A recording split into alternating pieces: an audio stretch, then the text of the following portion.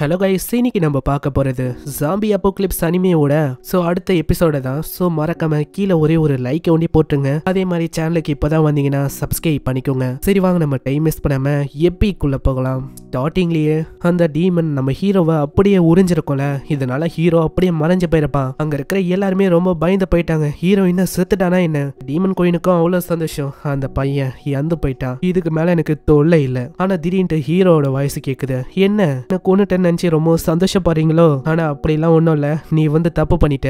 நான் வேணும்ட்டே தான் நீ என்ன உள்ள இழுத்துக்கணும் அப்படின்னு நான் சொன்னேன். அதே மாதிரி நீ பண்ணி தெரியாதனமா என்ன உள்ள இழுத்துக்கினேன். நெக்ஸ்ட் சீன்ல ஹீரோவை காட்டுறாங்க. ஹீரோ பார்த்தா உள்ள போய் குயின் டீமனோட கோரை கண்டுபிடிக்கிறான். இதுதான் இதோட மெயின் கோரா.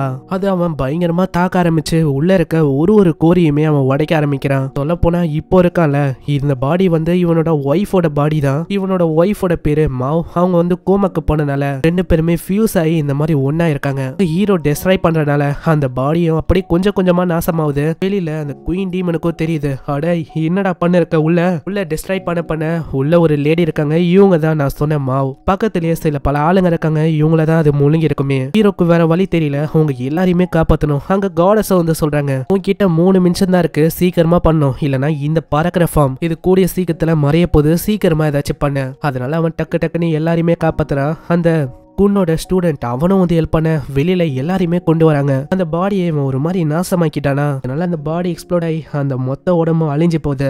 வெளியிலேயே அந்த குன் அந்த பர்சனும் இருக்கான். டேய், நீ என்னோட பிளான் எல்லாத்தையுமே நாசமாக்கிட்ட, எல்லாத்துக்கும் காரணம் நீதான். ஆனா திடீர்னு அங்க மாவோட உடம்பு அவனை அப்சர்வ் பண்ற மாதிரி ஃபீல் ஆகுது. அவனை ஒட்டு மொத்தமா அழிக்கிறதுக்குள்ள ஹீரோ காடஸ் கிட்ட கேக்குறான், நீ அவனை காப்பாத்த முடியுமா? அதுக்கு கொஞ்சம் காசாவும். என்ன ஓகேவா? காசு தானே, எத்து தொலை, என்ன பண்றது? நீ ஹீரோவை அங்க காப்பாத்த அவனுக்கு ஒண்ணுமே புரியல. ஆமா, எதுக்குடா என்ன காப்பாத்தின? நான் உனக்கு எவ்வளவு கெட்ட விஷயத்த பண்ண, நீ என்னன்னா என்னைய நீ காப்பாத்திருக்க. சரி, நான் கேட்க வேண்டிய பாயிண்ட்டுக்கு வரேன். இந்த குழந்தை இது யாது? இப்பதான் அவன் உண்மையை சொல்றான். இப்போ ஒரு பாடியை பார்த்தோம்ல, இது இவங்களோட ஒய்ஃபோட பாடியா. சில பல வருஷத்துக்கு முன்னாடி அவங்க பிரெக்னெண்டா இருந்திருக்காங்க. அந்த டைம்லயே அவங்க கோமாக்கு போனனால குழந்தைய இவனால காப்பாத்த முடியல. ஆனா எப்படியாச்சும் காப்பாத்தணும்னு சொல்லிதான் இந்த மாதிரி ஒரு வேலையை பண்ணி தப்பான விஷயத்துக்குள்ள வந்துட்டான். என்னோட குழந்தைய காப்பாத்தணும், என்னோட ஒய்ஃபை காப்பாத்தணும் அப்படின்னு சொல்லி தான் நான் பண்ணேன். ஆனா எல்லாமே நாசமா போச்சு, என்னால யாரையுமே காப்பாத்த முடியல. ஓ, இப்ப அதுதான் விஷயமா? நீ தப்பு எல்லாத்தையுமே உணர்ந்தல, அதுவே போதும், உன்னால உன்னோட ஒய்ஃபை பார்க்க முடியும். அங்க திடீர்னு ஒய்ஃப் வராங்க. அதை பார்த்தாமா அவ்வளவு சந்தோஷமா வரான். ஹேய், இது நீ தானா? ஆமாங்க, நான் தான். அவ்வளவுதான், இதுக்கு மேல நீங்க எந்த விதமான தப்பான விஷயத்தையும் பண்ணக்கூடாது. எனக்காக நீங்க மத்தவங்கள கொல்லக்கூடாது. இல்ல, நான் எல்லாத்தையுமே உனக்காக தான் பண்ணேன். எனக்கு எந்த விதமான ஆசையும் இல்ல மத்தவங்கள நான் கொல்லணும்னு. ஆனா திடீர்னு அங்க ஒரு அலாரம் அடிக்குது. எல்லாரையுமே சீக்கிரமா வெளியில போக சொல்றாங்க. ஏன்னா இன்னமும் 3 நிமிஷத்துல இந்த இடம் ஒட்டு மொத்தமா அழியப்போதான். ஆனா இப்பதான் அந்த குன்னே ஒரு குண்டை தூக்கி போடுறான். இன்னமும் இது முடியல. அதாவது இதுக்கு பின்னாடி இன்னமும் அந்த சூசன் ஒன்னு இருக்கான். இதை கேட்டு ஹீரோவும் சரி, அங்க இருக்க பொண்ணுங்க கேங்கும் சரி ரொம்ப ஆச்சரியமாகறாங்க. என்னது, இன்னொத்தனா? அவன் யாரு? இந்த சைடு அந்த பர்சனை காட்டுறாங்க. இவன் தான் எல்லாத்துக்கும் காரணம் போல. பரவாயில்லையே, இவன் எல்லாத்தையுமே தடுக்க முடியுது இவனால.